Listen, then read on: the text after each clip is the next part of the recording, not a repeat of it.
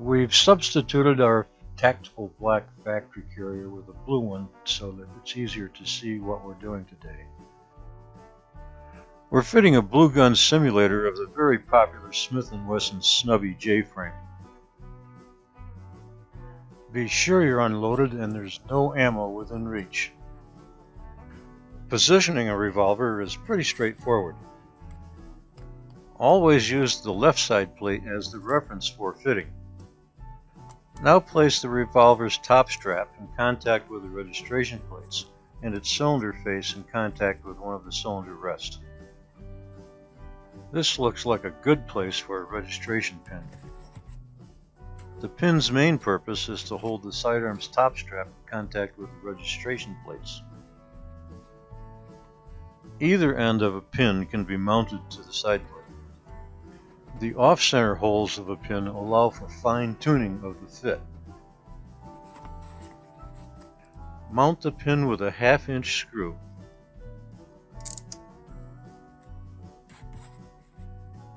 Although not absolutely needed here, a lock washer is a good idea. I picked the hole in the side plate that allows the off-center hole of the registration pin to be as close to the sidearm as possible. Tighten the screw just enough so that the registration pin doesn't rotate freely. When tightening screws, always hold the Allen wrench by its short arm. This will help prevent over-torquing.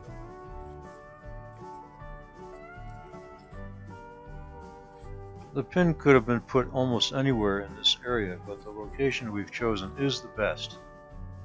A high sight on a short barrel also dictates pin placement. I'll talk about this a little later.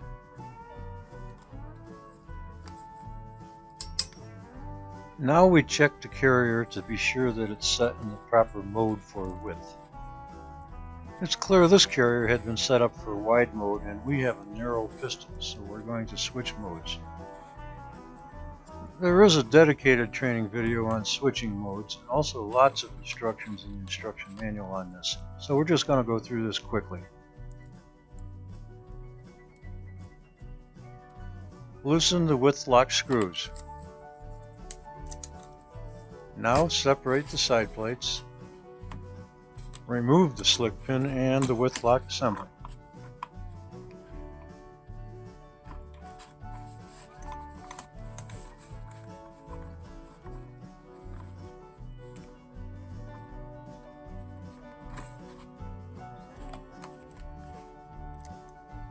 Reposition the width lock with the proper side down. In this case, it would be the narrow side down since we're fitting a narrow pistol.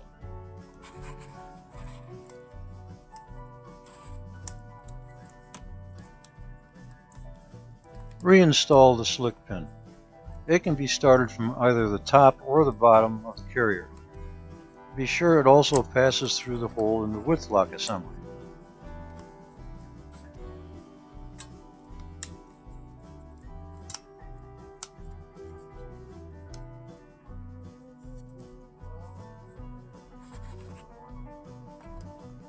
Now put the revolver back into position and close the side plates so that they're approximately parallel.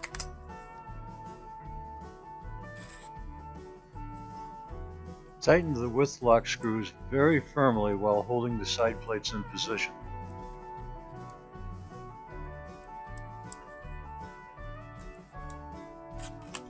Do a quick check for fit and feel.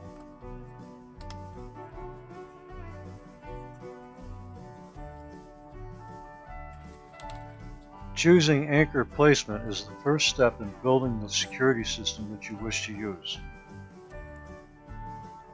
You should always strive to find an anchor location as close to the muzzle but on the inside of the trigger guard as possible. Strive to always have a small amount of visible space between the outside of the anchor and the trigger guard. You might have to try a few different locations before you get it right. It's important that you always use a lock washer between the anchor and the side plate. The instruction manual has a lot more information about this. It's an important safety item. Just lightly tighten the anchor for now.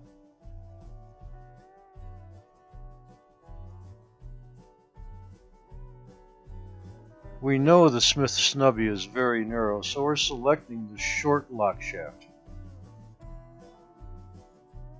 Be sure to insert the longer arm of the shaft through the side plate that's opposite the one with the anchor on it. Look through the holes of the closed side plates to find the anchor. Push the shaft through the hole that shows the center of the anchor. Now attach the trigger guard stop as shown to the shaft. Be sure the shaft is positioned so that it's flush or slightly recessed in the trigger guard stop. Keeping the Allen wrench parallel to the external portion of the shaft will assure a good set for the screw. Firmly tighten the screw, but be careful to not overstress the stop. After tightening, check to be sure that the shaft doesn't protrude outside the trigger guard stop. Now we start customizing the lock by choosing an appropriate lock lever.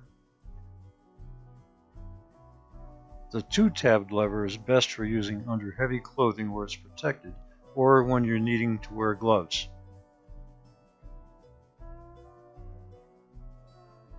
The single-tabbed lever should be your go-to choice. It's less prone to being accidentally hit, is more aggressor resistant, and requires less muscle memory to operate. Now choose your security level. Level 2 is good for well-covered and shoulder carry situations. The Level 3 shroud requires 2 separate motions to unlock. We recommend using this for most carry setups. The Level 3 shroud has a finger guard which must be oriented correctly. This is the wrong orientation. And this, with the finger guard facing away from the grip, is correct. After this, instructions for installing a Level 2 or 3 shroud are the same. Align the shroud's mounting holes, then secure it with 2 half-inch screws. Don't use lock washers to secure the shrouds.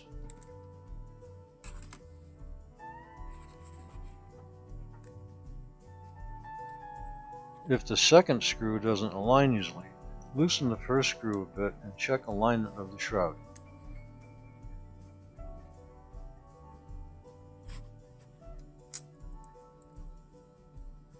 If you find it hard to get to the screws for this operation, here's a trick. Close the carrier and insert the Allen wrench through the opposing plate. Each screw head can then be easily reached by the Allen wrench.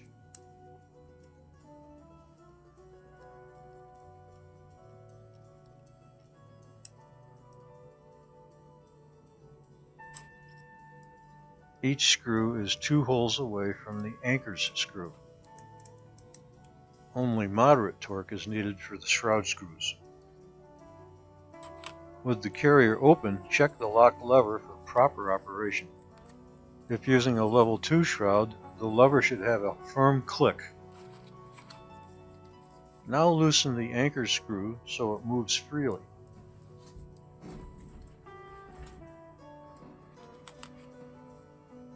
Close the carrier so that the trigger guard stop engages with the anchor.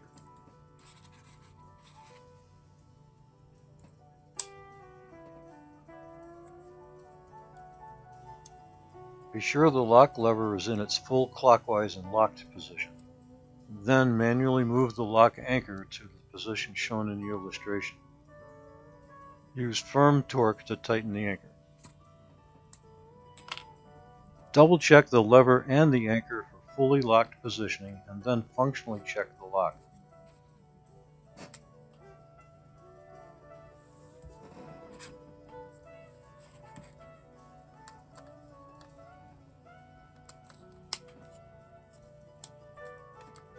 This freedom of motion is controlled by the registration pins. The off-center hole in the registration pins makes it easy to fine-tune the fit at this point.